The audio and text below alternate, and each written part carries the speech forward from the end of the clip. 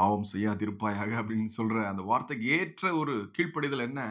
கிறிஸ்துவை விசுவாசிப்பது. ஆமென். ஹalleluya. அடுத்தது நீதினா என்னங்க? அதை எண்றதுக்கு எண்ணிக்கையே கிடையாது. அவ்வளோ நல்ல காரியங்கள் ஒரு மனுஷனால பண்ண முடியும். ஆனா கிறிஸ்துவானவர் நீதி என்று சொல்லுகிற ஒரு காரியம்.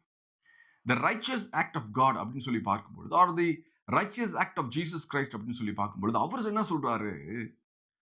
நீங்கள் இனி என்னை காணாதபடிக்கு நான் என் பிதாவினிடத்திற்கு போகிறபடினாலே நீதியை குறித்தும். அப்போ இயேசு சொல்றாரு, நான் பிதாவினிடத்திலே போகிற ஒரு காரியத்தை நீங்கள் விசுவாசித்தீர்களேயானால் அது உங்களுக்கு நீதியா எண்ணப்படும் அப்படின்றார். அநேகர் சொல்றாங்க, கிறிஸ்து ஒரு நல்லவர். கிறிஸ்து சொன்னதெல்லாம் உண்மைதான்.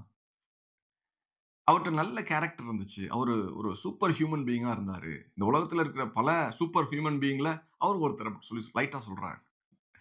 ஆனா நான் சொல்றேன், கர்த்தருடைய வார்த்தையின்படி நான் சொல்றேன், கிறிஸ்துவானவர் உயிரோடு எழுந்து பரலோகத்திற்கு போனார் என்கிற உறுதியான சிந்தனை ஒரு மனிதனை நீதிமானாய் மாற்றுகிறது.